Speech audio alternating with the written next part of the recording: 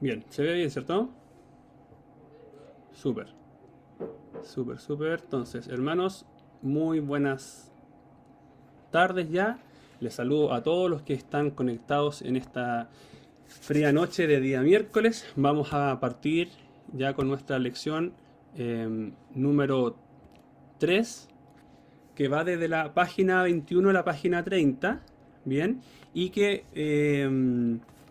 vamos a estar viendo el segundo símbolo de nuestra salvación. La semana pasada estuvimos con nuestro hermano Luis viendo el primer símbolo de la salvación, que era el bautismo, y hoy día vamos a ver la Santa Cena. Bien, así que espero hayan podido completar todas las preguntas que están en su material. Ya yo voy a ir respondiéndolas rápidamente para que usted las pueda contrastar con lo que usted respondió, y aquellas que le hayan faltado también las pueda completar si es que no la tiene. Bien, entonces hoy día vamos a, como les dije, ver lo que es la Cena del Señor. Y lo primero que hay que responder es: ¿qué es la Cena del Señor? ¿O de dónde viene la Cena del Señor? Y la Cena del Señor, primero tenemos que entender que es una ordenanza, pero que tiene sus fundamentos en el Antiguo Testamento. Fíjense que ahí, como dice el material, las raíces de la cena se encuentran en el Antiguo Testamento, cuando el pueblo de Israel fue sacado de la esclavitud que tuvieron en Egipto.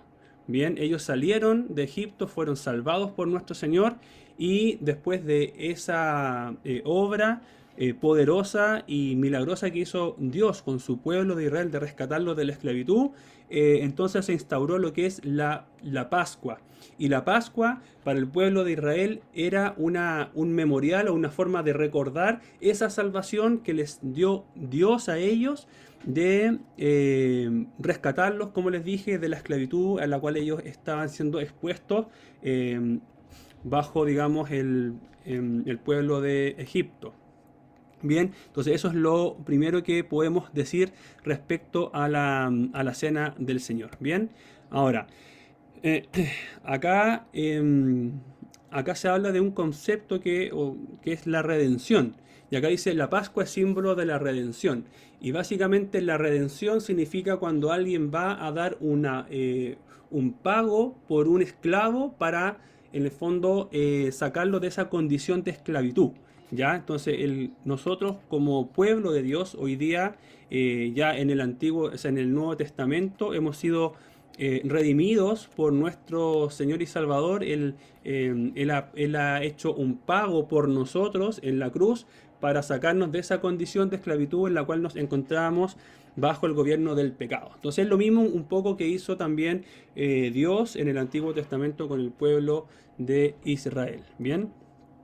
Em, Bien, ahí estoy en la página 21, en el recuadrito que está más abajo, dice lo siguiente: la cena simboliza el establecimiento de un nuevo pacto de gracia y debía ser observado como un memorial, es decir, como un recordatorio.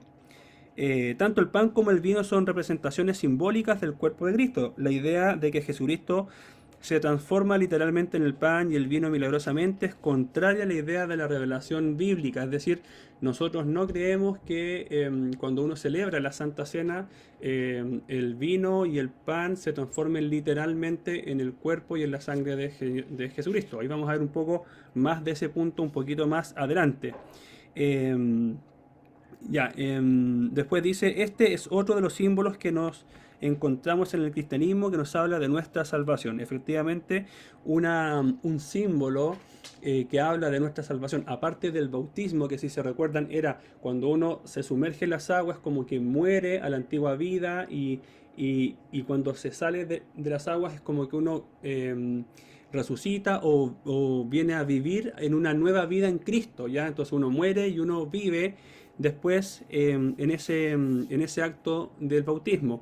Nosotros también en la Santa Cena vemos los simbolismos que están asociados a nuestra salvación, y que tienen que ver justamente con eso, con que nosotros recordamos lo que el Señor hizo por nosotros en la cruz para salvarnos. Es decir, Él muere por nosotros, para darnos salvación, y ahí hay varios conceptos que los vamos a estar revisando más adelante, y también establece un nuevo pacto, ya que fue hecho en su sangre. Bien, entonces ahí dice que nos recuerda la muerte expiatoria de Cristo en la cruz del Calvario. Ok, sí, sigamos a la página 22. Página 22. Bueno, antes de pasar a la página 22 vamos a revisar estos conceptos. Estos conceptos que es bueno recordarlos o aprenderlos. Primero, propiciación. La propiciación dice ahí que significa que es un sacrificio que carga con la ira de Dios hasta el final y que al hacerlo cambia la ira de Dios en favor hacia nosotros. En el fondo, la expiación de Cristo satisfizo la ira de Dios.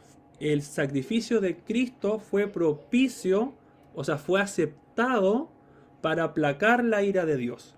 ¿Ya? Por eso el sacrificio de Cristo, la expiación, esa muerte que él hizo en la cruz, satisface la ira de Dios porque fue propicio para Dios, fue aceptado, fue agradable para Dios, pero la palabra correcta sería fue aceptado por Dios ese sacrificio, fue propicio, por lo tanto entonces satisface la ira de Dios y ahora esa ira que estaba contra nosotros, ahora se vuelve en misericordia hacia nosotros, hacia aquellos que hemos sido expiados o justificados por nuestro Señor.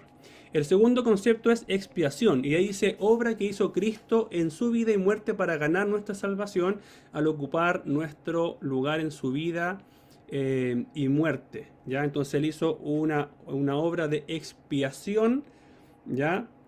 Que consideró toda su vida, inclusive la muerte y la resurrección, para ocupar nuestro lugar en esa muerte. Es decir, nosotros tendríamos que haber muerto, pero en realidad quien murió por nosotros en nuestro lugar fue Jesucristo. ¿Ya? Entonces esa fue su obra de expiatoria. La redención dice que tiene que ver con la obra salvadora. ¿Ya? Este es el concepto que les dije hace unos minutos atrás, que es este acto de comprar o de pagar por alguien. Ya acá dice, es visto como un acto de comprar de nuevo a los pecadores para liberarlos de su esclavitud al pecado y a Satanás mediante el pago de un rescate. ¿Ya? Ese es el concepto de redimir.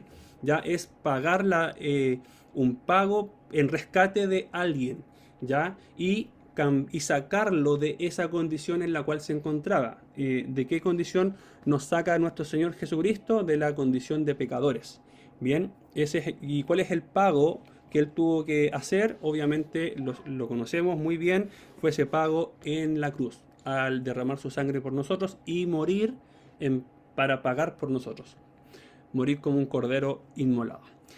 Bien, ¿qué es la justificación? Y la justificación ya tiene que ver con el aspecto más legal de la salvación. Ya dice, es un acto legal instantáneo de Dios en el cual Él considera perdonados nuestros pecados y que la justicia de Cristo es nuestra y nos declara justo ante sus ojos. Ya todo esto normalmente son conceptos o definiciones teológicas que no siempre las vamos a encontrar en la Biblia. La justificación sí, en particular. Entonces acá la justificación tiene que ver que en el fondo Dios nos ve a nosotros justos a través de Jesucristo. Nosotros somos justificados a través y por medio de Jesucristo. Ya nosotros no somos justificados delante de Dios por nuestras propias obras, ni por nuestro carácter, ni por nuestras buenas intenciones o deseos o lo que podamos hacer, sino que básicamente ahí uno se tiene que considerar que nuestras mejores obras son como trapos de inmundicia para nuestro Señor, por lo tanto no hay nada que podamos hacer ni siquiera en favor de nosotros. Nosotros siempre vamos a ser justificados delante de Dios cuando Él nos mira a través de los lentes de nuestro Señor Jesucristo. ¿Ya? Ahí es que Él nos declara justos, porque Él ve la justicia nuestra a través de su Hijo Jesucristo. No es que nosotros tengamos nuestra propia justicia. Acá igual se habla de un concepto que es la imputación. La justicia de Dios nos es imputada a favor nuestro. Bien, es un acto legal. La regeneración es un término que básicamente tiene que ver con nuestra nueva vida espiritual, nuestro nuevo renacer, nuestro nuevo yo. Es decir, las cosas viejas pasaron y aquí son todas hechas nuevas. Nosotros somos nueva criatura en Cristo. Somos regenerados y ahí hay un acto. Este acto de regeneración tiene que ver con lo que hace el Espíritu Santo en nuestro interior, en nuestro corazón, y esa regeneración que se ejecuta en nuestro interior sale a relucir al exterior de muchas formas, al ver las personas nuestro cambio en nuestra vida, pero también a través de nuestras buenas obras, ¿ya? Pero la regeneración tiene que ver entonces con la nueva vida espiritual. Y la glorificación tiene que ver con el paso final de esta redención, es decir, cuando nosotros seamos glorificados en gloria y majestad, igual que nuestro Señor Jesucristo, y le podamos ver cara a cara, pero ya no en este mundo, sino que en el reino espiritual, donde Él está hoy día sentado a la diestra de nuestro Dios Padre. Bien, ahí vamos a ser glorificados. Entonces, estos son conceptos que están todos rondeando alrededor de la salvación. Ahora, ¿por qué, página 22, por qué dice estamos seguros de ser salvos? Cuando uno mira Éxodo 6:6 y también el versículo 7, acá dice que Dios haría varias cosas con el pueblo de Israel. ¿Cuáles son esas cosas? La primera es que iban a sacarlos de debajo de las tareas pesadas que estaban ellos sometidos a hacer en Egipto, los iba a librar de la servidumbre en la cual se encontraba, los iba a redimir, ya, es decir, iba a pagar un rescate para salvarlos, y también en el versículo 7 los iba a tomar como pueblo. Bien, ok. Bueno, ¿cómo hizo Dios el rescate en el Antiguo Testamento? No voy a profundizar mucho, conocemos la historia. Dios mandó 10 plagas a Egipto y la última de esas plagas tuvo que ver con la muerte de los primogénitos, en donde mueren todos los primogénitos, tanto de hombres como de animales, son muertos al pasar el ángel de Jehová, y entre esos también muere el hijo de Faraón. Esa fue la última plaga que finalmente convenció a Faraón de dejar ir al pueblo de Egipto, al pueblo de Israel de Egipto. Bien. Ok, entonces, ¿qué es lo que ellos tuvieron que hacer? Ellos, la última noche, antes que pasara el ángel de Jehová, tuvieron que matar un cordero, y ahí viene todo este simbolismo de la Pascua hebrea, en donde ellos, ¿qué es lo que hacen? También matan a un cordero, después comen o tienen una cena, pero ellos al terminar la cena tuvieron que tomar un hisopo, y el hisopo es esta planta que está acá de color como morado, ¿cierto? Ese es un hisopo, y tuvieron que colocar en un lebrillo, y el lebrillo es un recipiente de barro, en donde ellos colocaron la sangre del cordero, tomaron el hisopo, que es esta rama, ¿cierto? La untaron en el lebrillo en donde estaba la sangre del cordero, y ¿qué es lo que hicieron? Tuvieron que pasar la sangre con el hisopo, ¿cierto?, en los dinteles, o sea, en el dintel y en los postes de la puerta donde ellos vivían. Ellos se hacían eso, entonces el ángel de Jehová, cuando pasara, iba a pasar de largo de esa casa y no iba a morir el primogénito. Los que no hicieron eso, ¿qué es lo que les sucedió? Pasó el ángel de Jehová y dio muerte al primogénito de ese hogar, muerte, como les digo, tanto a personas como a los primogénitos de los animales también. Entonces acá dice, según Éxodo 12:14, ¿qué ordenó Dios que se hiciera en este día? Dios ordenó que se celebrara la Pascua como una fiesta solemne y de forma perpetua por las generaciones. ¿Para qué? Para recordar generación tras generación cuál es la salvación que Dios había hecho del pueblo de Israel desde Egipto. Pregunta A, dice, ¿a quién representaba el Cordero Pascual? Eso que sucedió es un hecho histórico en el Antiguo Testamento, estaba representando a Cristo. ¿Ya? Y ahí si uno ve 1 Corintios 5:7, que está acá en este recuadro gris, dice, limpiados pues de la vieja levadura, para que seáis nueva masa sin levadura como sois, porque nuestra Pascua, acá está hablando en el Nuevo Testamento a los Corintios, nuestra Pascua, que es Cristo, ya fue sacrificada por nosotros. Es decir, vemos que hay un simbolismo, que hay una señal ahí de este cordero que fue sacrificado en el Antiguo Testamento cuando Dios salvó y sacó a Israel de Egipto. Les hizo también celebrar como fiesta solemne la Pascua, ya donde hay un cordero que era sacrificado, que derramaba sangre. Bien, ese cordero estaba de alguna manera representando lo que iba a ser el Mesías, nuestro Señor, en el Nuevo Testamento, cuando Él viene a morir por nosotros. Bien, pregunta B dice, los primogénitos y el pueblo de Israel fueron salvos de la esclavitud y la muerte. ¿De qué fuimos salvados nosotros? Nosotros fuimos salvados según Primera de Pedro 1, 18 y 19, que es lo que estamos leyendo acá, ¿cierto? Fuimos salvados de nuestra vana manera de vivir. Eso es lo que dice Primera de Pedro 1, 18 y 19. Después dice, lea Primera de Corintios 5, 7 y 8 y contesta, para los creyentes, ¿quién es nuestra Pascua? Cristo. ¿Qué es y cómo debe celebrarse la Pascua? Consulta el versículo 8. La Pascua, según el versículo 8 de 1 Corintios 5, es una fiesta. Y fiesta no significa es una fiesta tecno, ni una fiesta como el mundo, que tiene música, que tiene un desenfreno, que tiene luces, que tiene un descontrol, que tiene pecado. No, no es nada de eso cuando uno piensa en una fiesta, sino que usted cuando piensa en fiesta acá, en este versículo tiene que pensar en una celebración. Es una actividad donde nos estamos gozando, nos estamos reuniendo para celebrar algo. Eso es lo que debiese, o sea, lo que simbolizaba la Pascua para los judíos en el Antiguo Testamento, y también para nosotros hoy día la Cena del Señor debiese ser un motivo de celebración.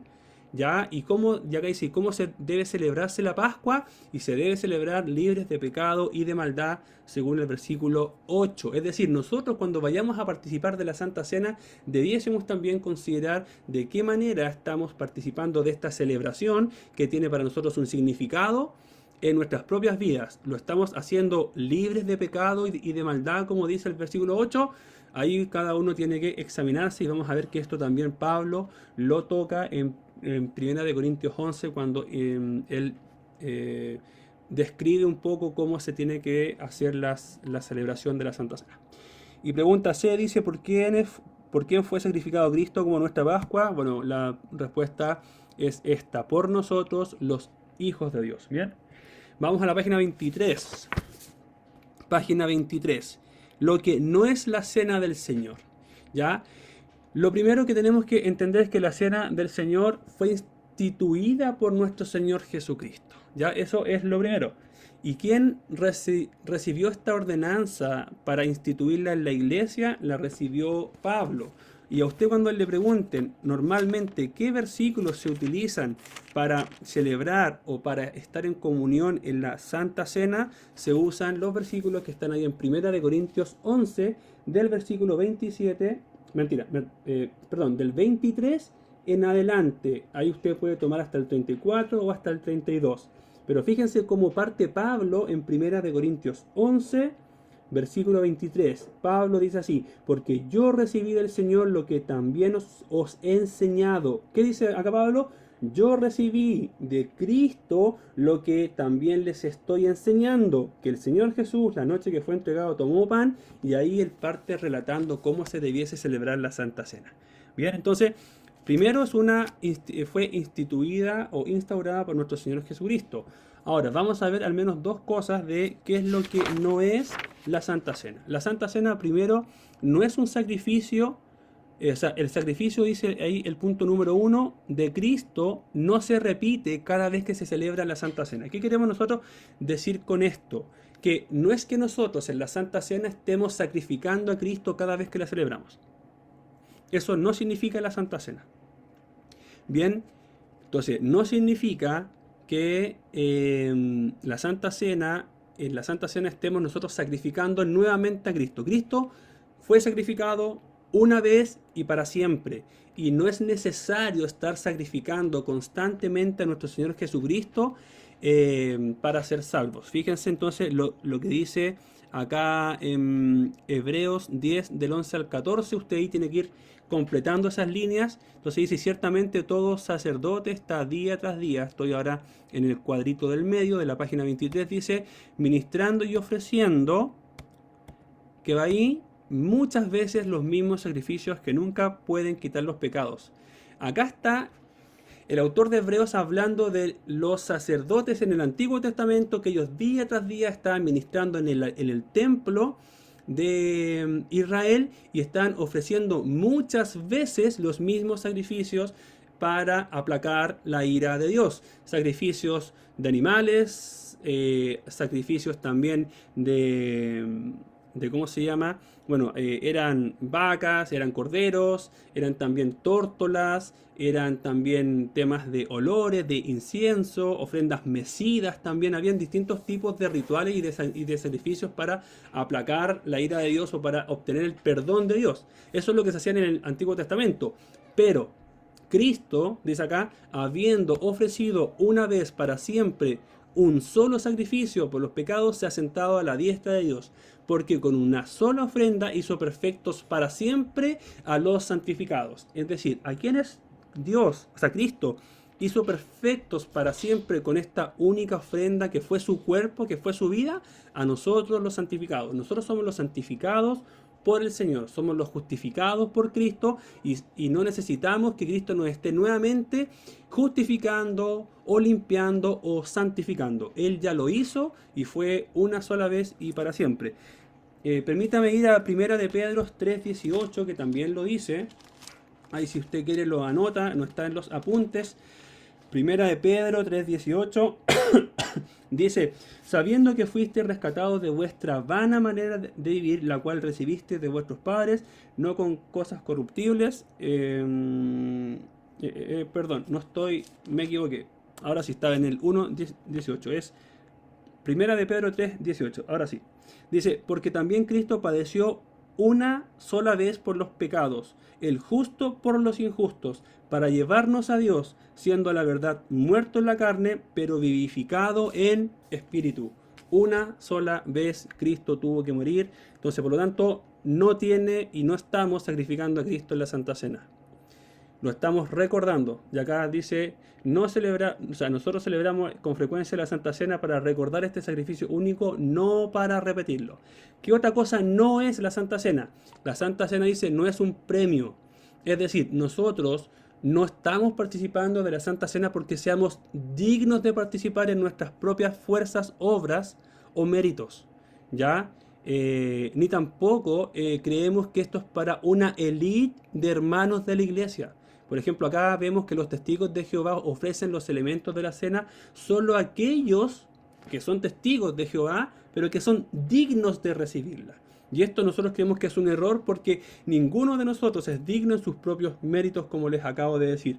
Y fíjense lo que dice Romanos 3, 21 a 23, dice, pero ahora aparte de la ley se ha manifestado la justicia de Dios, testificada por la ley y por los profetas, la justicia de Dios por medio de la fe en Jesucristo, para todos los que creen en Él, porque no hay diferencia por cuanto todos pecaron y están destituidos de la gloria de Dios, siendo justificados gratuitamente por su gracia mediante la redención que es en Cristo Jesús. Es decir, acá nosotros hemos sido justificados de forma gratuita, no porque lo merezcamos, no porque yo sea mejor que alguien. Entonces nosotros no creemos que la Santa Cena deba ser para algunos pocos de la iglesia que son dignos de recibirla. Eso para nosotros es un error.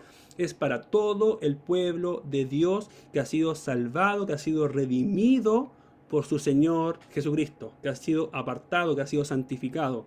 Bien, ellos son el pueblo de Dios y ellos son los que debiesen recordar ese sacrificio que Dios hizo en favor de ellos. Bien, y la iglesia de Dios debiese unirse en una fe y en armonía para celebrar y recordar esto que hizo Cristo por nosotros. Bien, no es para algunos pocos de la iglesia, no es solo para los líderes, no es solamente para los que se portan bien, es para todo el que es un hijo o una hija de Dios, pero debe tener mucho cuidado en que no es llegar y participar, sino que es un acto solemne también que hay que tomarlo con todo el respeto y la honra que se le merece.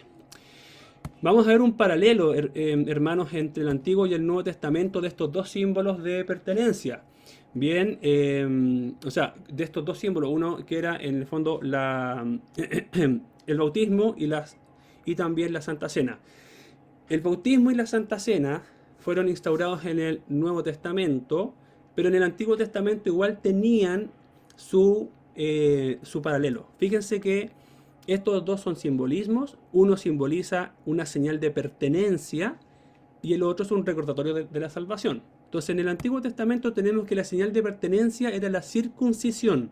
Es decir, cuando un varón nacía en el pueblo de Israel, para que fuese asociado a que pertenecía al pueblo de Israel como israelita, lo circuncidaban al 8º día. ¿Cierto? Ok. Y también ellos, el pueblo de Israel, tenía esta fiesta solemne que era la Pascua como un recordatorio de la salvación de Israel cuando Dios lo salvó de Egipto, ¿cierto? Cuando lo sacó de Egipto. Ahora, también Dios hizo un pacto con el pueblo de Israel que es conocido como el antiguo pacto o el pacto mosaico, que es el pacto de la ley. Es decir, ustedes tienen que regirse como pueblo de Dios a través de estas leyes y por eso ellos tenían que hacer tanto ritual para purificarse y para estar en plena comunión con Dios. Ellos tenían que continuamente dar sacrificios a Dios para aplacar su ira a consecuencia de sus pecados. Ahora, en el Nuevo Testamento, ahora ya hablando de la iglesia de Dios, de los salvos de nuestro Señor Jesucristo, nosotros también tenemos los paralelos. ¿Cuál es nuestra señal de pertenencia? Ya no es la circuncisión, sino que es el bautismo. ¿Ya? Cuando tú te bautizas, le estás diciendo a las personas que están mirando eso, yo creo en Jesucristo y yo me identifico como cristiano.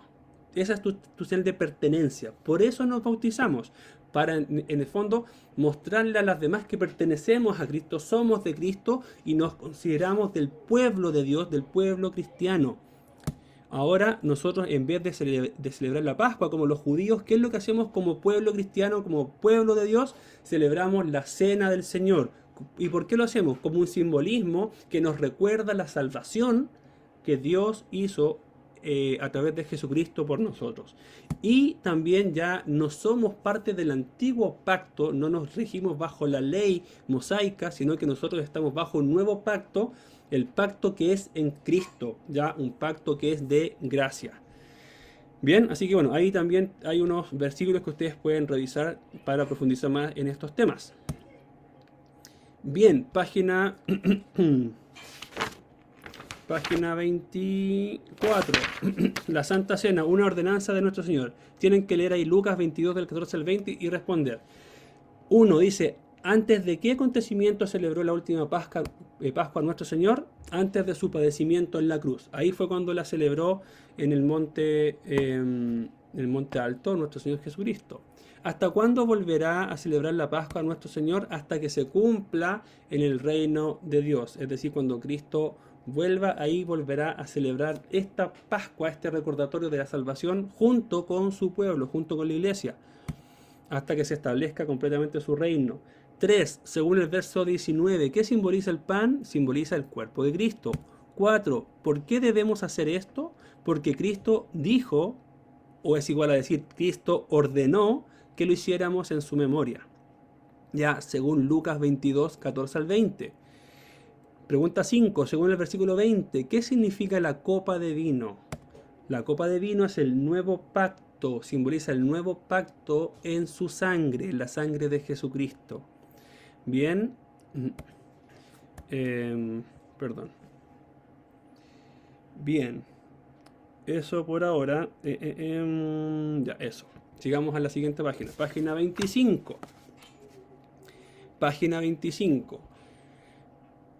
Ahora dice, descubre tú mismo.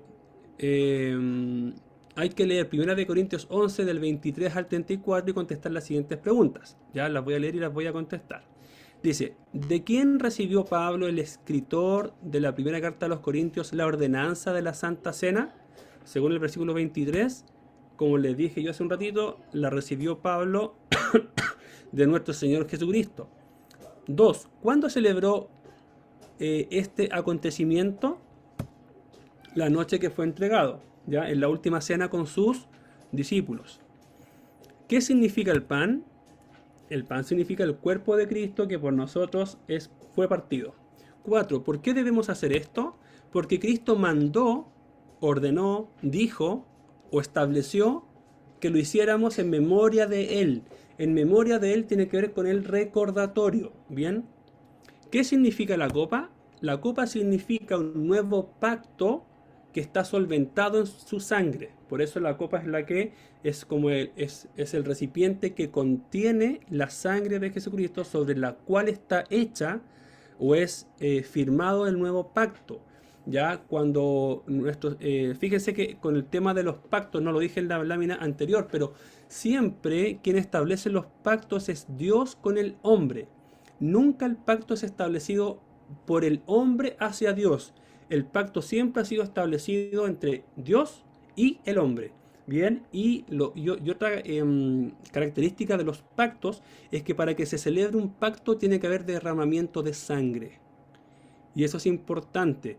El pacto que se está celebrando ahora, este pacto de gracia que es en Cristo, exige que haya derramamiento de sangre para sellar el pacto.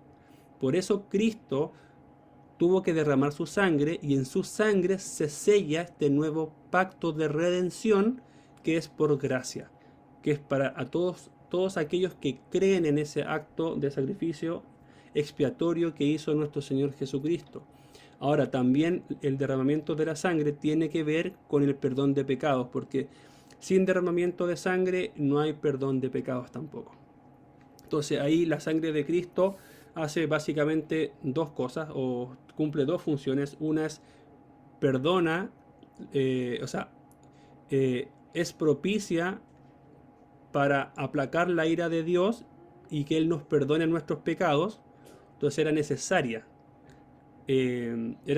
que Cristo derramara su sangre para perdón de pecados.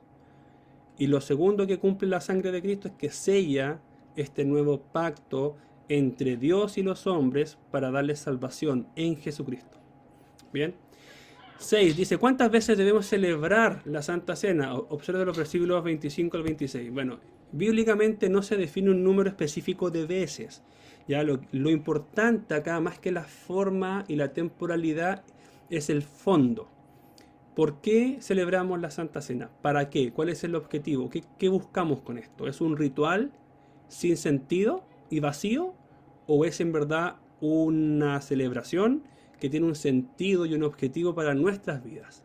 Entonces, por eso nosotros tenemos que verlo de esa forma. Ahora, bíblicamente no se establece una periodicidad, es decir, no se dice si se debe hacer todos los días, todas las semanas, todos los meses, todos los semestres, todos los años.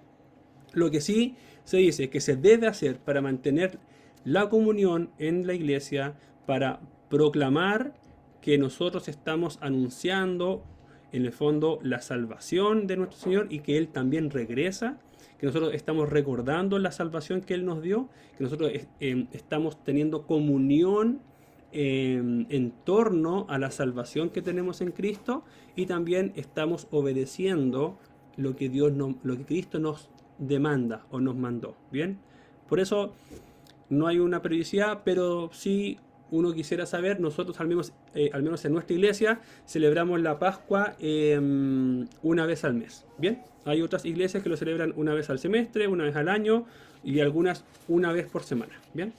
7 dice, ¿qué entiendes por la frase en memoria de mí? En memoria del sacrificio de Cristo que nos redimió y dio salvación. Fíjense que acá importante es por qué hacemos esto y lo hacemos en memoria de Cristo, en memoria del sacrificio que Él hizo por nosotros en la cruz. Entonces acá puntos de interés especial están estos 4. Es un recordatorio, es una proclamación, es comunión entre nosotros, sus hijos, su pueblo, la iglesia, y es un acto de obediencia. Es decir, si usted es cristiano, si usted es cristiana, si es un hijo o una hija de Dios, usted debiese participar de la Santa Cena de Dios, porque si no se volvería en un hijo o una hija desobediente. Desobediente para Dios, que no está en comunión con su Señor, o sea, con su Señor ni con la iglesia, porque no está participando de un mandato de Dios, ¿ya? Y no está recordando el sacrificio que Dios hizo por usted y no está proclamando que ese Jesucristo que resucitó de los o sea, que resucitó de la muerte, algún día volverá también para establecer su reino. Bien, entonces por eso es importante participar. Pregunta 8. ¿Qué es lo que anunciamos cuando participamos de la Cena del Señor? Anunciamos la muerte de Cristo hasta que Él vuelva. 9. ¿Qué sucede con las personas que come y bebe indignamente de la Cena del Señor? Ahí dice, será culpado del cuerpo y de la sangre de Jesucristo. Ahí está eso en el versículo 27. Por eso es importante recordar que nosotros nos examinemos cómo vamos a participar. Si vamos a participar, por ejemplo, si usted está en pecado y usted sabe que está en pecado y que eso no agrada a Dios, usted debiese primeramente arrepentirse de sus pecados, pedirle perdón a Dios y participar de la cena del Señor. No debiese ir así como, me da lo mismo, estoy en pecado y voy a participar de la Santa Cena porque acá nadie sabe que yo estoy en pecado. Efectivamente, puede ser que nadie sepa, pero Dios sí lo sabe, Jesucristo sí lo sabe, y eso trae consecuencias. Vamos a ver más adelante en los versículos más que siguen, en el versículo 30, hay consecuencias para los hermanos y hermanas que participan de esta ceremonia, de esta celebración, pero que participan en pecado. ¿Qué se come si tú participas de la cena del Señor indignamente? Es decir, estando en pecado, tú estás comiendo básicamente juicio ¿contra quién? Contra ti mismo. Y ese juicio puede traer consecuencias físicas como enfermarte, debilitarte y morirte. Consecuencias físicas y también espirituales. Si tú estás tomando en poco o sin la importancia y la honra de vida el sacrificio de Cristo y participas de la Santa Cena, sin duda vas a empezar a debilitarte espiritualmente y vas a empezar a enfermarte espiritual y físicamente. Inclusive este versículo llega a tal punto la seriedad del asunto que algunos hermanos en Corintio habían muerto por participar de forma indigna de la cena del Señor, no tomando la seriedad que esto tiene. Bien. Pregunta 12 dice, ¿cuáles son las dos cosas que debemos hacer para no caer en el error de participar indignamente de la cena del Señor? De ahí dice, consulta los versículos 28 y 31. Básicamente debemos probarnos y examinarnos. Es decir, tú debes probarte y debes preguntarte, ¿cómo estoy yo con mi Señor antes de ir a la cena del Señor? Si tú estás en pecado nuevamente, debes arrepentirte y confesar tu pecado. Si tú estás en falta con algún hermano, también tienes que restablecer tu comunión con el hermano, ¿ya? Y tienes que pedir perdón si es necesario. Si es que en algo ofendiste a alguien o algo le debes a alguien, debes restituirle lo que le debes, ya sea honra o sea otra cosa. El punto es que acá tú tienes que hacer un acto de examinación, de retrospectiva interior.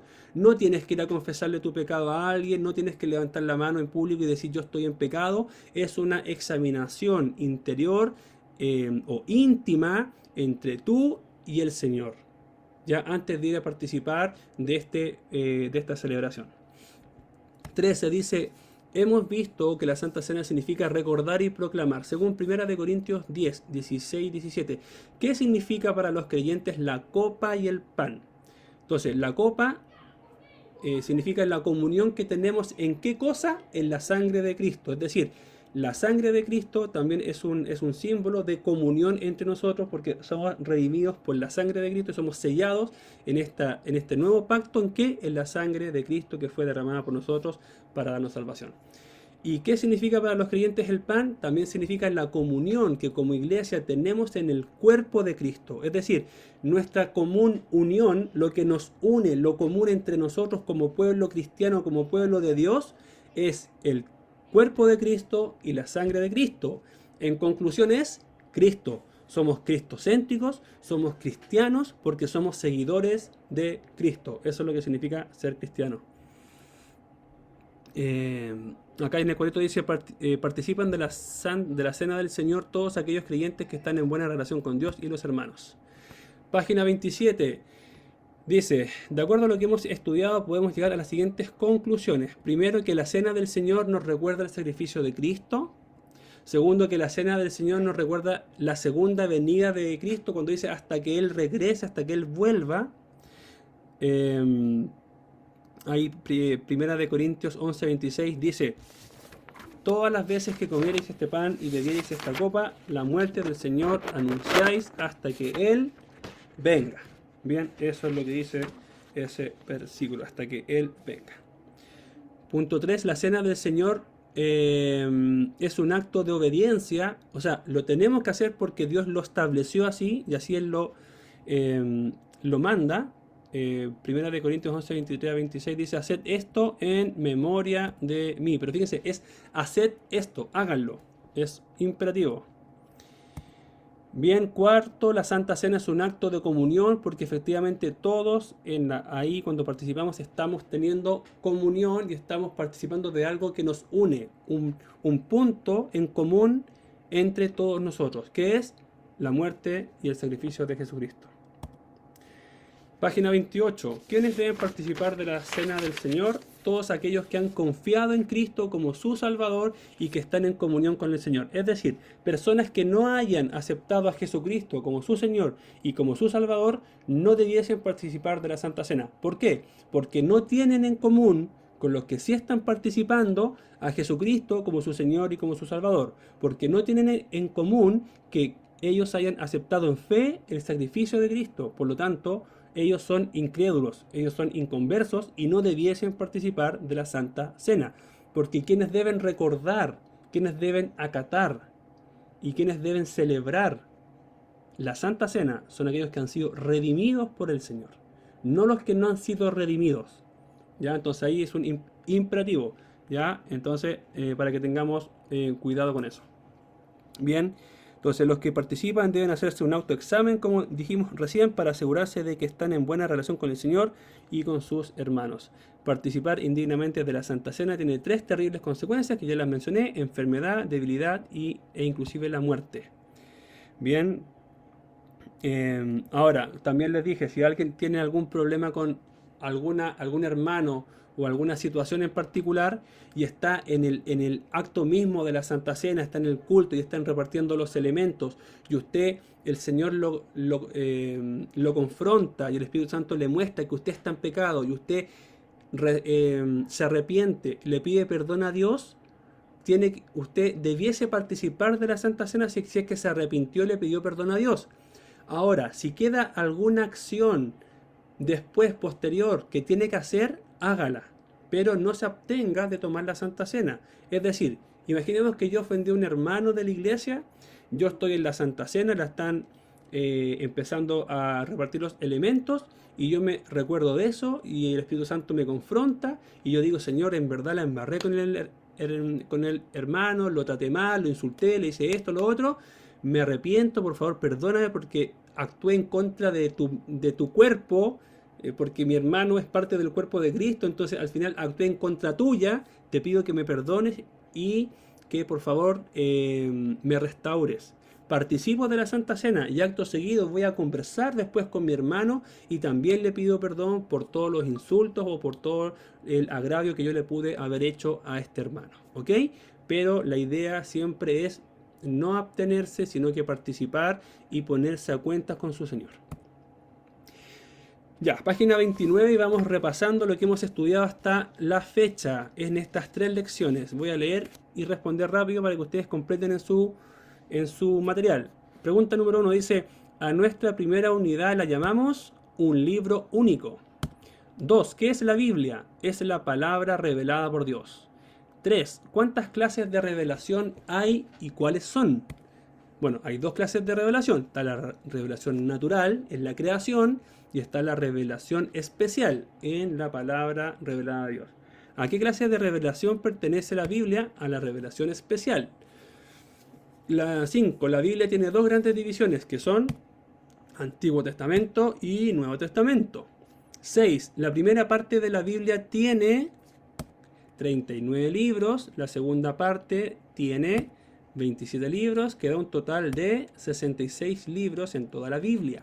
7. Menciona una prueba de por qué la Biblia es un libro confiable. Aquí se revisaron ciertas características muy particulares y muy especiales de la Biblia que lo hace un libro único y confiable. ¿Cuáles eran? Entre esas estaba su veracidad, su universalidad, su perpetuidad, su poder para cambiar vidas, etcétera. Qué tremendo esto, hermanos. De verdad, cuando uno piensa en la Biblia, piense en lo universal. O sea, puede llegar a cada rincón del planeta y va a poder cambiar una vida. Puede cambiar un corazón, puede salvar una vida.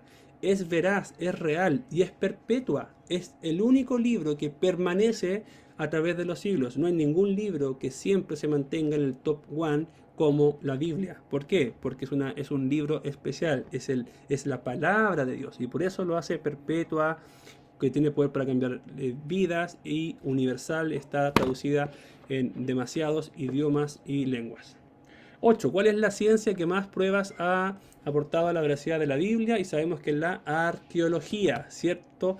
Siempre se han dado muchos descubrimientos arqueológicos que van de alguna manera confirmando los relatos bíblicos, sobre todo aquellos del Antiguo Testamento. 9. Puedes mencionar dos maneras en cómo la Biblia, o sea, cómo leer la Biblia con provecho. Orando, número 1, y 2, buscando la voluntad de Dios. Es decir, no acomode la Biblia a lo que usted quiera escuchar o leer. Por favor, lea la Biblia buscando lo que Dios quiere que usted haga. ¿Ya? Porque si no, vamos a intentar haciéndole un gallito a nuestro Señor y créame que va a perder. Tarde o temprano se va a dar cuenta que eso no es correcto. 10. ¿Qué es la fe? Y la fe, acá dice, es el medio que Dios utiliza para conducirnos a la obra redentora de Cristo en la cruz. Ya, eso es la fe. Ahí dice que uno puede consultar la página 11 para poder responder qué es la fe. Pero también usted puede ir a Hebreos 11:1 que dice, es pues la fe, la certeza de lo que se espera, la convicción de lo que no se ve. Eso es fe. ¿Cuál es la fe que salva? Porque efectivamente, si hay en el mundo también hay fe, pero ellos tienen fe en otras cosas. Tienen fe en sí mismos, tienen fe en el dinero, tienen fe en el trabajo, tienen fe en su bienestar, tienen fe en sus capacidades, tienen fe en las cosas materiales, tienen fe en las personas, tienen fe en las instituciones, tienen fe en muchas cosas. Pero ¿cuál es la verdadera fe que salva?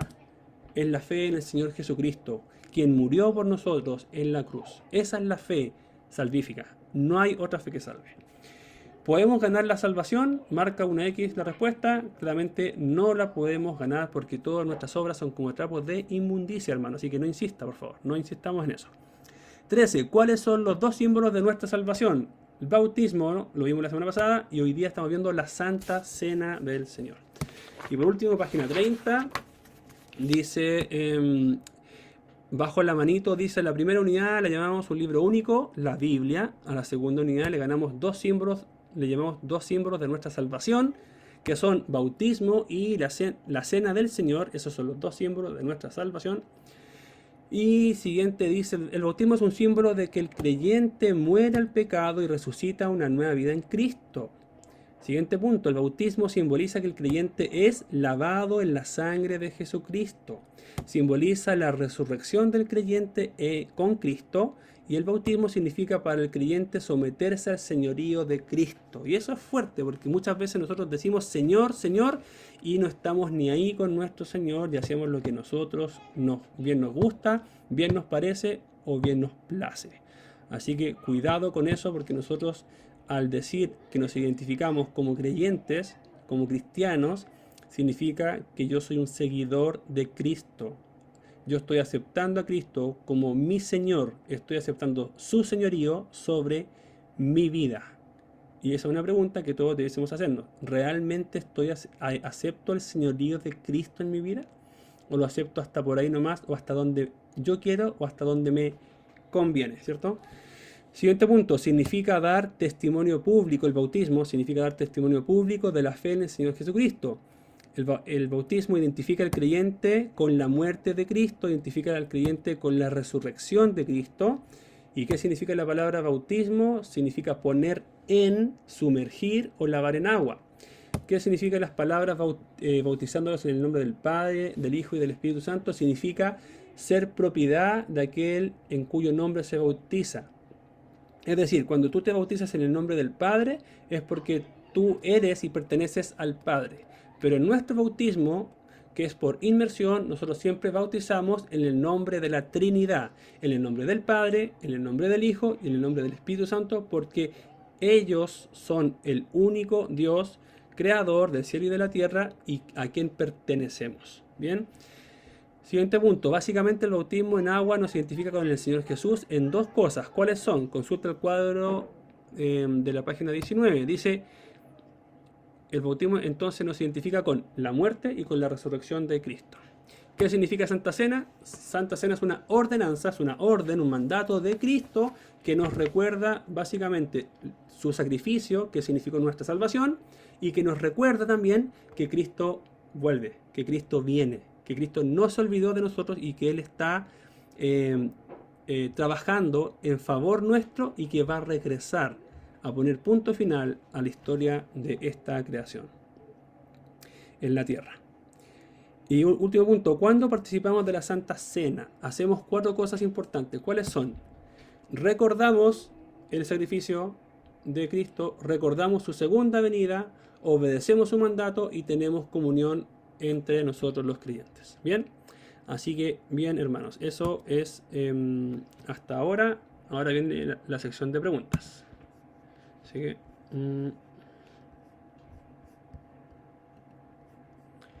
bien. Hoy, ahí dejé de compartir, así que...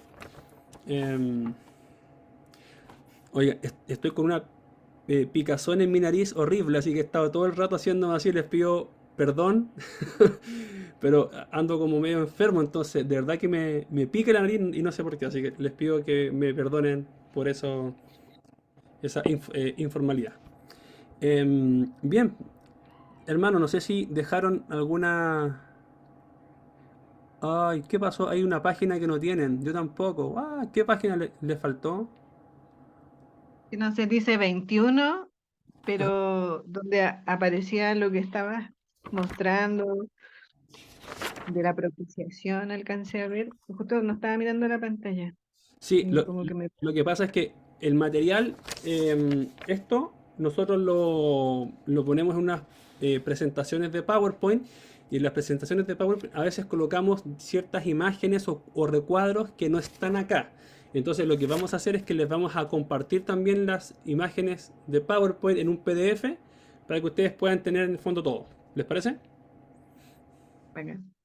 Yo estaba viendo que la otra vez mandaron como el link de la grabación, pero la segunda no la mandaron. Sí, sí, ahí yo creo que ahora estos días Luis la va a poder subir al YouTube y la vamos a enviar. Ahí estamos en deuda con esa. Y yo esta la voy a Mm, intentar dejar arriba en YouTube ahora. Ya, así que ahí nos ponemos al día con eso. venga. Oigan, ¿alguna pregunta? ¿Qué les pareció? Mucha Súper información, bueno. entendible. Bastante información. No, yo tenía varias dudas, pero cuando iban avanzando, ya que se iban respondiendo, justamente el paralelismo entre el antiguo y el nuevo, lo que representa efectivamente cuando uno se siente, está mal con el hermano, con Dios, cómo es el proceso de que uno tenga que eh, pasar eso para poder hacer lo que sé que no se debe hacer. O sea, hubieron respuestas que se pudieron responder, así que no estaría con muchas dudas. Si sale alguna duda, yo les escribo. Lo que sí es que tenía una duda, yo me tuve que retirar un poco antes en la clase pasada, no sé si igual pueda comentarlo acá, Ujú. que era del bautismo. Adelante, sí. Eh, yo no sé si, o sea, lo pregunto por duda, sabe que uno se bautiza, pero uno puede volver a bautizarse una segunda vez o con una única vez por X razón, no sé, de repente, qué sé yo, cosas que le pasan a uno por la mente, etcétera. Perfecto, no hay ningún problema. Muy buena tu pregunta, Elvis, y yo creo que nos puede servir a varios como para aclarar esa duda, porque ya también otros hermanos la han tenido. Eh, mira, por ejemplo, voy a poner un par de casos para un poco armar la respuesta. Nosotros, varios de nosotros, hemos sido bautizados por la Iglesia Católica y yo me incluyo entre esos. ¿Ya? Yo cuando chico fui bautizado por la Iglesia Católica. eh, bueno, y todos sabemos ahí que uno no se recuerda de eso porque era muy bebé, ¿cierto? Entonces no tenías conciencia de lo que tus padres estaban haciendo en buena fe por ti, ¿cierto? Eso es así. Ahora, cuando uno ya empieza a entender la palabra y a entender la verdad y a entender el significado del bautismo, uno se da cuenta, chuta, en realidad quizás no estuvo tan bien que me bautizaran siendo chico porque yo no tenía fe en Cristo, no era salvo, no tenía inclusive ni siquiera quizás conciencia de pecado. Entonces, sobre la cual arrepentirme, no era consciente de la ira de Dios sobre mí y muchas cosas. Entonces, uno examina eso y cuando ya llega el momento en donde tú entregas tu vida a Cristo y dices, Señor, sabes que realmente yo entiendo que todo este tiempo tú has estado trabajando conmigo, me has dado convicción de pecado, de que soy pecador, de que estoy separado de ti por esta condición, de que te necesito, de que te quiero en mi vida y tú lo aceptas a Cristo como tu Señor y como Salvador, después de arrepentirte, tú dices, Señor, yo ahora quiero dar testimonio público de esto. Y ahí uno dice, bueno, yo me quiero bautizar, porque también uno entiende que aparte de creer, uno tiene que bautizarse porque es parte, es como el segundo paso que uno tiene que dar después de entregar su vida en fe a Cristo. y ahí uno se bautiza, ¿cierto? Ahora, eso es un caso. Ahora, pueden haber otros casos en donde hay una persona grande que, por ejemplo, se haya bautizado, que también puede suceder que, no sé, se hizo un evento de bautismo y el predicador dijo, alguien más se quiere bautizar, por ejemplo, y alguien levantó la mano y pasó adelante, y no sé, voy a inventar, estoy inventando. Y por lo que estaba sucediendo en ese ambiente como tan espiritual, se sintió llamado, se sintió especial, sintió algo, un amor, un gozo, algo que lo hizo pasar adelante y se bautizó. Pero después quizás pasó tiempo y no y le entran dudas. Quizás su propia vida le dice, ¿sabes qué? Sigo viviendo igual que antes, o me sigo portando igual que antes, igual o peor, o no noto un cambio en mi vida realmente, no tengo ganas de ir a la iglesia, de leer la palabra, no tengo ganas de orar. Entonces como que o pasan cosas que te hacen dudar de lo que hiciste, de eso que hiciste esa vez que te bautizaste. Y puede ser también, porque puede ser que no haya quizás sido un acto genuino de fe, pero de una fe salvífica, donde tú hayas entendido que te tenías que arrepentir de tus pecados, que estabas bajo la ira de Dios, que necesitabas pedir perdón. ¿Se entiende? Entonces, puede ser que hayas sido convencido más que convertido. Hay una frase que se dice, hay muchos convencidos y pocos o menos convertidos, ¿se entiende? Entonces, puede ser que tú tengas dudas y tú tienes, y son dudas legítimas, en donde tú puedes decir, ¿sabes qué? Yo la primera vez que me bauticé no era consciente de muchas cosas. Por ejemplo, que yo estaba en pecado, que estaba lejos de Dios, que necesitaba de Cristo, que tenía que depositar mi fe en Cristo y que el bautismo era un testimonio público de esa fe que yo digo tener en Cristo. Yo lo hice porque me sentía como que me dejé llevar por la sensación o por las emociones. Entonces, yo creo que en ambos casos es lícito volver a bautizarte, ¿ya? Si es que se da un poco alguna de esos escenarios, ¿ya? Sí, me quedó claro, gracias. Ok, de nada. Yo quería que, no sé si ando media perdida en la palabra, pero ¿se escucha bien? ¿Me escucho bien? Ya. Lo que pasa es que cuando leí ese versículo, como que empecé a reflexionar un poco cuando dice en 1 Corintios, Ajá. en el capítulo 11 versículo 23, cuando dice aquí Pablo, porque yo recibí del Señor lo que también os he enseñado. Ujú. Claro, él lo recibió del Señor. Entonces yo preguntaba, ¿pero en qué momento lo recibió del Señor? Excelente pregunta. Porque Pablo viene después, o sea, se encuentra con el Señor cuando se convierte, cuando dice, Saulo, Saulo, ¿por qué me persigue? Pero él no estuvo en el momento de ese momento cuando el Señor instituyó de algún modo este momento de la cena. Entonces, es como que, o cuando porque igual hay una parte que habla con Bernabé, parece, si no me equivoco. Bernabé como que lo instruye, ¿estoy Sí, equivocada ahí o no? sí, Ya. él influencia. Podrá haber sido ahí o podrá haber sido que también eh, se reunió con el Señor. Eso como que me quedé pensando. Mira, respecto a eso hay un par de teorías. Yo creo que, y hay una que tiene harto sentido. Efectivamente, cuando Pablo va camino, o sea, Saulo va camino a Damasco y es confrontado por el Señor en esta luz, ¿cierto? Que se cae del caballo y dice, Saulo, Saulo, ¿por qué me persigues? Y él lo Ujú. reconoce, así como, Señor, así como, ¿qué quieres conmigo? Y él dice, ¿por qué me persigues? Y él dice, bueno, yo no te estoy persiguiendo a ti, yo estoy persiguiendo a estos sectarios que andan hablando cualquier cosa. Ya, él dice, no, tú al perseguirlos a ellos, a esos que se llaman cristianos o a esos que se llaman seguidores de Jesús, ese Jesús que murió y que resucitó, me estás persiguiendo a mí. Y ahí él hace el nexo, ellos tienen que ver contigo, o sea, tú moriste, lo que ellos dicen es verdad. Y ahí es cierto, él queda ciego y ahí él le dice, tú eres un instrumento escogido por mí y cierto, y lo deja sin vista y después llega a Damasco y es instruido. Ahora, en ese tiempo en que él es instruido, ahí ya aquí un poco están las teorías. Uno dice, bueno, fue instruido por Bernabé, no sé si era Bernabé el nombre, pero creo que sí, lo podríamos revisar ahí en Hechos, pero puede ser por él o por el que envía a Cristo, ¿cierto? Es un discípulo para que le devuelva la vista, puede haber sido instruido por él, pero también, y yo lo creo así, también puede ser que el Jesucristo mismo, Jesucristo, lo haya instruido en Mm, revelación. Porque si tú te recuerdas también, por ejemplo, cuando Pablo estaba en los viajes misioneros, el Espíritu le dijo, no entres a esa ciudad. Y él no entró a una ciudad a predicar el Evangelio porque el claro. Espíritu le dijo, no entres. Es como que le cerró el paso y él siguió. Entonces, había una relación que yo creo que aún existe, pero hay que obviamente tener cuidado con los extremos, ¿cierto? Si no, esta cuestión puede parecer circo y chacota, pero donde se revelaba el Señor de una forma poderosa y milagrosa. Entonces uno dice, ¿qué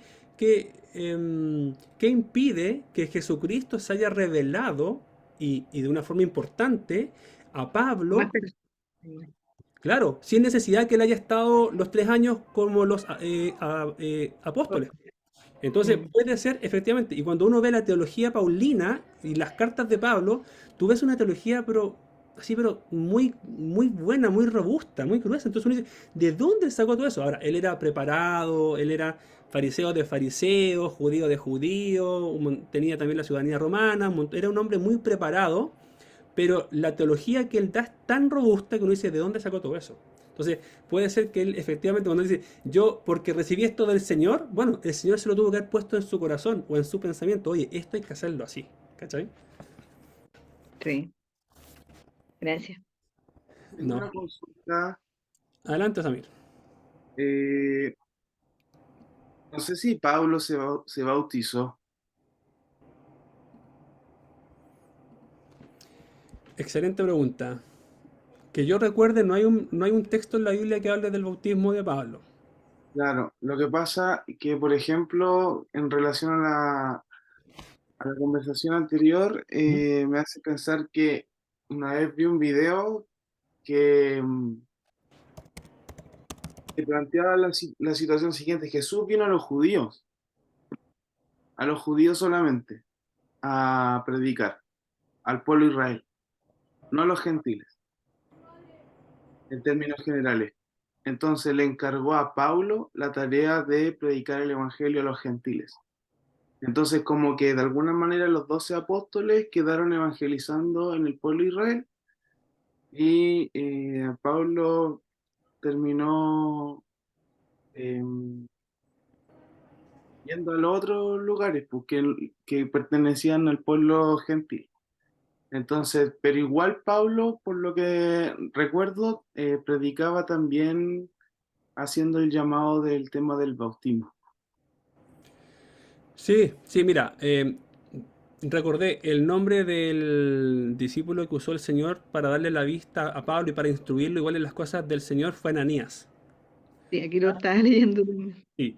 Ahora, el hecho de que no se haya registrado el bautismo de Pablo en las Escrituras no significa que no se bautizó. Claro. Ahora, tampoco uno puede decir en este versículo dice que se bautizó, pero no podemos ni negarlo ni afirmarlo. Ahora, uno puede sacar como conjeturas de eso, decir, mira, ¿sabes qué? Lo más probable es que mientras estaba siendo instruido por Ananías y él demostró realmente fe en Jesucristo y sometimiento a su señorío, es muy probable que lo hayan bautizado. ¿Se entiende? Pero Claro. efectivamente no quedó registrado. Ahora, respecto al ministerio de Pablo, efectivamente él iba a ser muy usado por el Señor como instrumento. Estaba temblando. Entonces, Sí, no pasa nada, no pasa nada. no pasa nada de eso. Tranquilo, tranquilo, chiquillos. Ya. Entonces, efectivamente, Pablo fue un instrumento, al igual que todo, al igual que Pedro, pero él tenía como un llamado más específico hacia los gentiles. Por eso él se fue a dar la vuelta completa al Mediterráneo y pasó por lo que es hoy día Turquía, ¿cierto? Después pasó a Roma, estuvo en Grecia y se dio la vuelta por las islas ahí del Mediterráneo predicándole no necesariamente a pueblo israelita, pero él tampoco tenía problema porque él también dice, cuánto quisiera yo que los que son de mi pueblo creyesen en Jesucristo como el Señor y Salvador. Po. Ya. Claro, él siempre mencionaba que tenía mejor llegada, por así decirlo, o mejor recepción de parte de los gentiles, habiendo además muchos más dioses que en el mismo pueblo de Israel. Pero el pueblo de Sí, Israel siempre fue como bien, eh, apegado a la cultura que está ya como tergiversada en el tiempo por el tema de los fariseos y todo. Exacto, exacto. Ahora fíjate que lo que pasa es que ellos eran muy celosos de sus costumbres. De hecho, un poco le pasa también a Pedro. Y Pedro en Mm. su momento también es encarado por Pablo porque estaba siendo hipócrita, digamos, en su forma de vivir el evangelio. Y él de alguna forma se hacía como simpatizante con todos, pero cuando venían los judíos, él se juntaba solo con los judíos y a los gentiles los dejaba de lado. Entonces le dice, oye, eres un hipócrita, ¿cómo puede ser que estés haciendo así como diferencia entre judíos y gentiles? Y ahí Pablo se pone a predicar todo el evangelio que, oye, esto fue para, o sea, esto es para gentiles como para judíos. Ahora, si uno se pone a pensar, hermanos, el evangelio desde el Antiguo Testamento jamás, nunca ha dejado fuera a los gentiles. De hecho, si uno Mm. mira la línea genealógica del Señor Jesucristo, oye, hay gentiles al menos como tres, y no son los mejores gentiles que digamos. Por ejemplo, está Rahab, el mismo Abraham, en quien fue hecho la promesa, él es previo a Moisés, él es previo a la ley judía. Y él era gentil también. Entonces, si tú te fijas, al final, claro, después se arma todo esto del pueblo de Israel en Jacob y en sus 12 hijos, las 12 tribus. Pero previo a eso, ya había sido dada la promesa a Abraham, de que en ti serán benditas todas las naciones. Entonces, si uno ve el plan de redención de Dios, en su minuto tiene un trato especial con el pueblo judío, pero también Pablo lo dice, no todo el que es nacido en el pueblo judío es salvo, o no todos los que son circuncidados son salvos. Y ahí uno entiende por qué dentro del pueblo judío había tanto idólatra, y tanto que no estaba ni ahí con el Dios con Jehová. Mm. Entonces, si tú te fijas, claro, hay un poco de mezclas en este tema, pero en el Nuevo Testamento pasa un poco lo mismo. ¿Cachai? Que algunos creían que esto era solamente para los cristianos, y a los cristianos los querían judaizar, y ahí Pablo se opone y le dice, oye, no judaices a los cristianos gentiles, porque acá la salvación no tiene miramiento si eres judío, si eres griego, si eres gentil. Acá la salvación es del Señor y es para todos aquellos que vienen a Cristo en arrepentimiento y fe. Y ahí como que, Oiga, hermano. adelante, Perdón, pensé que... adelante, no, adelante. No, que en Hechos 9 sale, dice en el 17, voy a leer para que nos interesemos un poco más. Ya. Claro, Ananías fue y entró en la casa y poniendo sobre él las manos, sobre Pablo, dijo, hermano Saulo, el Señor Jesús que te apareció, dice mi versión, en el camino por donde venías, me ha enviado para que recobres la vista y seas lleno del Espíritu Santo. Después dice 18, y al momento le cayeron de los ojos como escamas y al instante recobró la vista y levantándose fue bautizado. Ahí Perfecto. lo tenemos. Muy bien, Amén. gracias. Sí, sí. Ya. Entonces, si había un versículo, ¿ven? Yo no me Hay arrepiento duda, de fue eso. bautizado. Fue bautizado, ya, pero súper bien, pues, muy bien. ¿En qué? Entonces, ¿eso fue Hechos cuánto? Hechos 9, Ya, Hechos 9, versículo, bueno, del 17, no, del 17 y 18. perfecto. Ya, lo voy a tirar ahí por el grupo del chat. Perfecto. Eh, Ya, muy bien, No, de muchas hecho, está gracias. el capítulo 9 en la conversión de Pablo. Ya, Ahí sale todo, para ya que no nos salimos todos de olvidemos. la duda. Pero oye, fue muy buena pregunta. A mí me dejó con jaque, yo no recordaba, así como, oh, ya, súper bien.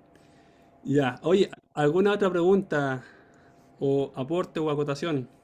sí, yo quiero volver a comentar algo. Mira, lo que tú decías de que puede que hayan personas que digan, si acaso me puedo bautizar otra vez en Ajá. relación a eso, como que yo lo hago un paralelismo con respecto, no solamente en esa área, sino, por ejemplo, en el área de la fe, o en el área de la fe me refiero a lo que yo creo, o en términos de el Dios que yo tengo en mi cabeza o en mi corazón, Ujú. o en Cristo como mi Señor y Salvador, etcétera. Muchas veces en nuestro día a día pasamos situaciones en que a veces tenemos mucha fe en algunas cosas, pero hay otras cosas en que no tanto. Entonces, como que dependiendo del terreno, estamos más firmes que en otras partes, cuando en realidad, en teoría, estoy hablando en lo teórico, deberíamos tener una fe firme en todo tiempo, eso es lo que esperamos. Pero, por ejemplo, en mi caso, a veces siento que no es así. Entonces, en mi relación con Dios, eh, lo único que yo puedo como decir, Señor, ayúdame porque eh, quiero confiar en ti y como que sintiera eh, que a veces no es suficiente. Mm, Pero también al mismo tiempo se me vienen un montón de preguntas y respuestas de manera inmediata y es mm. como de manera continua. Es como, tengo que simplemente confiar porque la fe que tengo es la porción que Dios me dio, pues. Porque, ¿qué más puedo hacer yo para que mi fe crezca? O no crezca, sino que se fortalezca. Porque, como dice su palabra, que sea como un grano de mostaza nomás, pues, pero que sea fuerte. No una sandía, pero que se reviente con cualquier cosa. Sí, mira, Entonces, nada, como, para cerrar, como a veces de repente dudamos de lo que creemos, por ejemplo, en términos de la salvación también, debemos estar seguros de que somos salvos cuando creemos que Cristo completó la obra para el pasado, presente y futuro, en todo tiempo. Y es como, y eso lo vinculo también con la armadura de Dios, por ejemplo, y un montón de cosas que vienen de todos lados y se unifican en una cosa, que es como lo que uno cree. Entonces, si uno se bautiza en conocimiento y de repente a la persona le pueden llegar dudas, uno tiene que confiar en Dios nomás, porque esas dudas yo no creo que vengan, no nos contribuye a la fe, no sé cómo plantearla, pero es como, no sé si me explico. sí, sí, más o menos. Creo entender un poco el punto, Samir. Efectivamente, o sea, siempre pueden haber dudas y es lícito. Si somos personas y estamos en un cuerpo imperfecto, mentes limitadas Claro, y un contexto que nos juega en contra, en el sentido que el mundo lo que menos quiere es que haya muchos cristianos y lo que menos quiere es que hayan, sobre todo cristianos, que sean como consolidados en su fe. Ahora, una cosa es la fe que Dios nos da, una cosa es esa regeneración que Dios provoca en nuestro corazón y que nos cambia para ser nuevas criaturas, para poder tener fe en Él, eh, pero también hay, y Dios lo ha permitido así, como un área o un perímetro en donde yo también debo hacer algo, no para salvarme, sino que también para no descuidar. Nosotros no debiésemos descuidar esta fe tan hermosa y tan grande que Dios nos da. Por eso debemos nutrirla, cuidarla, añorarla, protegerla, cultivarla. ¿Y cómo? Está la armadura que tú mencionas, la armadura de Dios. Tienes que tener comunión con los hermanos, tienes que orar, tienes que conocer al Dios en el cual tú crees, ¿cachai? Entonces, para mí es incongruente a veces pensar en una persona que se dice ser cristiana y que no esté ni ahí con el Señor, po. No me cuadra. O una persona que se dice ser cristiana y que anda peor que el mundo. O que no quiere leer su palabra, que no quiere orar, que no quiere tener comunión con la iglesia, que no quiere someterse al señorío de Dios en su vida, que no anhela ser más como Cristo. Para mí esas son señales prácticas, y las menciono porque son prácticas, de una persona que quizás no necesariamente ha sido realmente regenerada en el interior, po. Quizás piensa que puede ser cristiano, quizás es religioso o religiosa, pero el verdadero cristiano, efectivamente, como tú dices, va a tener momentos de duda, o de preocupación, o de angustia, o de aflicción. Pero esos momentos de duda no deben hacer tambalear su fe si realmente está cimentada sobre la roca que es Cristo. Van a venir las dudas, van a venir las aflicciones, los problemas, los cuestionamientos, pero tu paz, tu certeza de salvación y tu tranquilidad y tu confianza en el Señor son inamovibles cuando realmente han sido cimentadas por el Señor y no por claro, una religión, por ejemplo. en el, En el fondo, esas dudas, como tú dices, van a venir o vacilaciones, pero al final de la suma, por así decirlo, uno va a permanecer ahí. El Claro. árbol se va a mover, pero no se va a salir de su base. Sí, pues si la raíz Porque es igual, Cristo. igual me hace pensar, por ejemplo, en David, en los salmos, sus clamores, en sus oraciones con Dios, y me hace pensar en Job también. Mm. Igual, hombre grande en comunión con Dios, que igual en el fondo Fue mm, remecido. fueron remecidos, claro. Mm. Sí, pues. Sí. Hermano, ¿puedo decir algo? Adelante, Que sí. es que estaba tratando de ver cómo lo planteaba, pero, eh, por ejemplo, en el versículo, siguiendo Corintios, 1 Corintios 11, cuando dice, eh, versículo 27, de manera que cualquiera que comiere este pan o bebiere la copa del Señor indignamente será culpado del cuerpo y de la sangre del Señor. Por tanto, examínese cada uno a sí mismo y coma así del pan y beba de la copa. Porque el que come y bebe indignamente, come y bebe del juicio de sí, no discerniendo el cuerpo del Señor.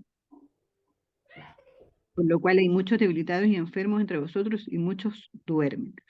Yo estaba pensando, o sea, entiendo cuando explicaron el tema de que uno se tiene que hacer como este Un culto. examen, ¿cierto? Uy, si peleé con alguien o discutí con alguien o fui grosera, etcétera. Pero yo creo que va más allá, porque lo que estamos viendo, yo siempre pienso y analizo que el momento de la Santa Cena, estamos recordando el Evangelio, o sea, la cúspide de nuestra fe, ¿me Ujú, entienden? ujú, Cristo murió, ¿cierto? Fue latigado, su cuerpo fue menospreciado, latigado, ¿cierto? Y su sangre derramada ujú, para la salvación de nosotros por nuestros pecados. ujú, Entonces, yo creo que, y lo digo porque yo llevo harto tiempo en la fe, pero hubo un tiempo que leí un libro y ahí como que me encaucé en esto de que era el Evangelio, que es la salvación, la justificación. Entonces, me di cuenta de que de repente en la iglesia nos lo enseñan tan bien y como que, como se dice, se toma a la ligera. ujú, Yo creo que ahí está como en este momento de que, ¿qué voy a hacer en este momento? ¿Qué es lo que estoy recordando en memoria de Cristo? Cristo dice, en memoria de mí, o sea, estamos recordando lo que Él hizo, que es como, vuelvo a decir, es como el pilar de nuestra fe, o sea, eh, yo no, por ejemplo, lo que está diciendo nuestro hermano aquí, que dice, uy, se me vienen las dudas y aquí y allá, todos tenemos esas cosas y son batallas que tenemos que pasar, pero tu pilar es que Cristo murió por ti en la cruz y Él te salvó. No porque a ti te vengan dudas te va a venir, vas a perder la salvación, no. Entonces ahí es donde uno como cristiano tiene que, como se dice, llevar la palabra a tu mente y orar, como decía, hoy no, me viene esta duda, pero aún así creo en el Señor. Igual uno tiene que leer la palabra con esa actitud de obediencia, de que a veces no entiendo, pero voy a poner en práctica esto que me está diciendo el Señor. mm, Porque estamos en un camino de santificación hasta el último momento de nuestra vida, vamos a tener batalla. Pero el tema está que no somos perfectos. mm. Nosotros no somos perfectos.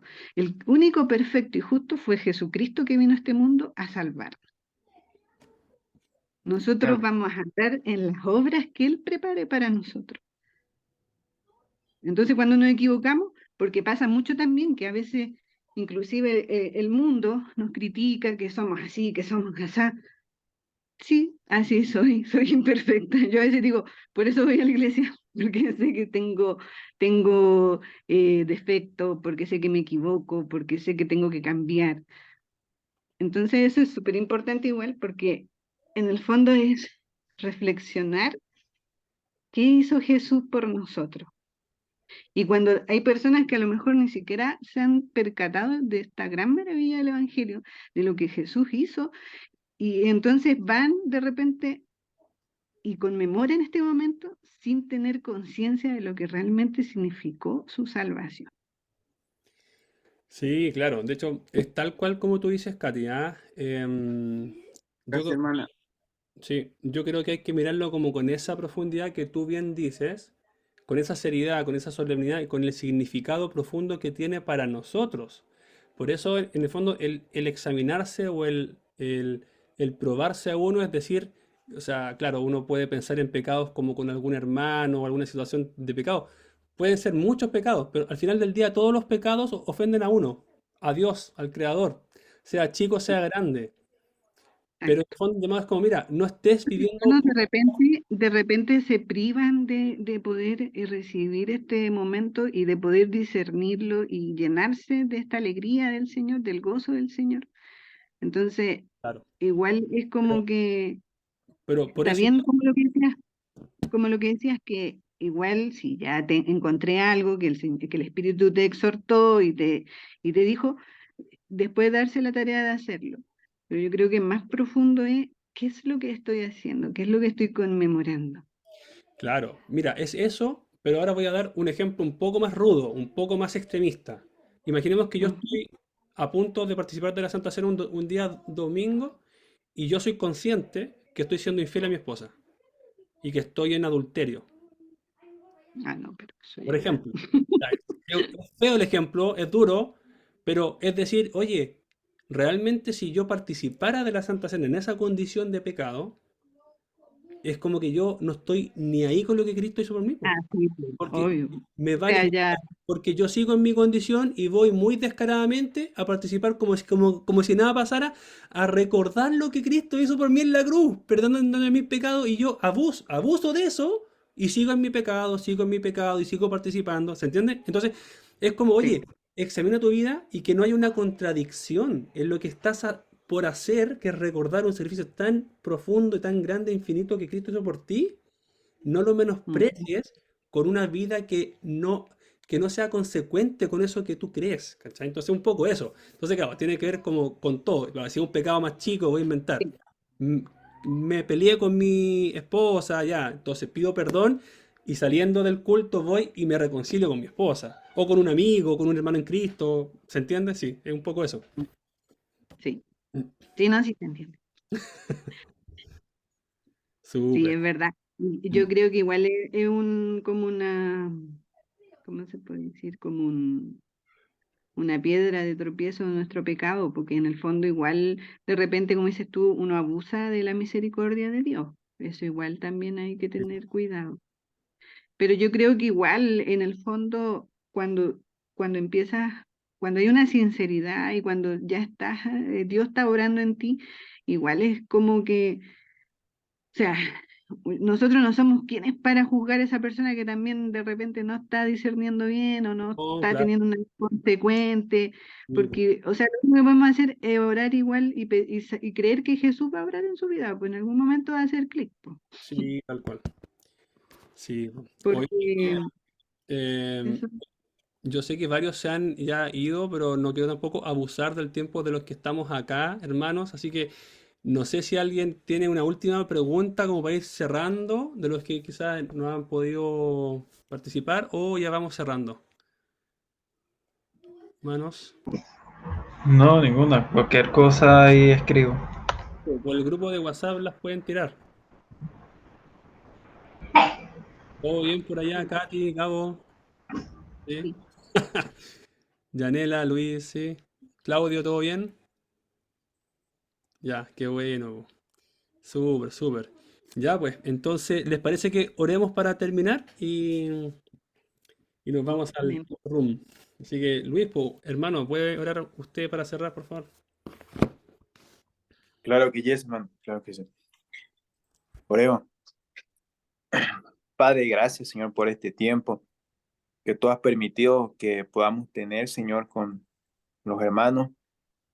Gracias por la comunión, Señor. Gracias por tu palabra Amén. expuesta, Señor, en esta noche. Sí, sí. Gracias por la vida de cada uno de mis hermanos, el tiempo que ellos apartaron para este momento. Sí, Señor, ayúdanos a todos.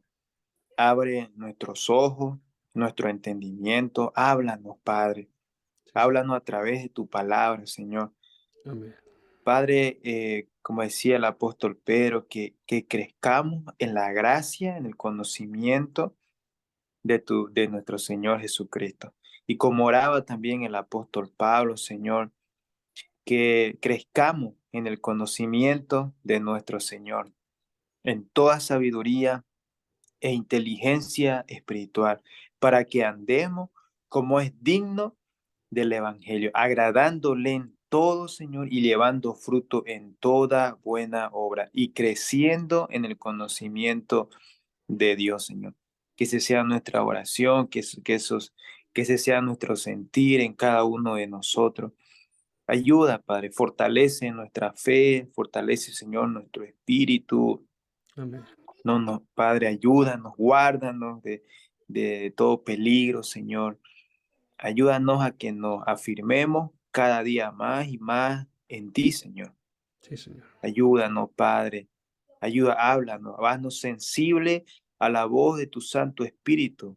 Que Amén. tú nos hablas, Señor, a nuestra conciencia, tu Espíritu da testimonio a nuestro Espíritu, dice de que no somos hijos tuyos, Señor. Sí, Señor. Háblanos, no permita que nos endurezcamos, Mm. ni permita que nuestra conciencia se cauterice, Señor. Hoy acabamos de hablar, Señor, de cosas importantes, cosas sensibles, Señor, Mm. cosas duras, Padre, Señor, y recordar esto que tan maravilloso que es la muerte, tu sacrificio, Señor, cuando participamos en comunión, que esto no sea, Señor, como un ritual o como algo que hacemos, Señor, sino que Mm. sea algo solemne, algo profundo, algo de pero de gran valor e importancia, Señor, y que no, pon tu temor en nuestro corazón, Señor, Mm. al pecar contra ti, Padre. Señor. Ayúdanos, líbranos a todos, Señor, de no caer en esa falsedad, Oh, sí, de Señor. no dejarnos engañarnos, Señor, Mm. y haznos sensible, humilde a tu voz, Padre. Amén. Ayúdanos, lo necesitamos, Padre. Lo necesitamos, Señor. Porque el pecado puede tomar muchísimas formas, muchísimas caras, Señor, y nos puede engañar. El pecado es engañoso, Señor. Guárdanos de nosotros mismos, Señor. Amén. Ten cuidado de ti, dice el apóstol, Señor, y de la doctrina. Ten cuidado de ti mismo, Señor. Ayúdanos, Padre.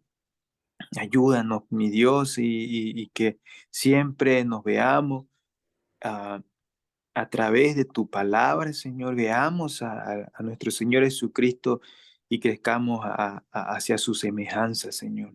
Amén. Ayuda a mis hermanos, a cada uno. Gracias, Señor, por Sebastián, por su tiempo, Señor, por su palabra, Señor. Gracias, Padre. Gracias a todos mis hermanos y descansamos, Señor, y que tú nos ayudes y en estos días que vienen, Padre, y si es tu voluntad, el domingo nos vemos, Padre, con mis Amén. hermanos míos. Gracias, Padre, en el nombre precioso de tu Hijo amado Jesucristo. Te lo pido y te doy gracias, Señor. Amén. Amén. Amén. Amén.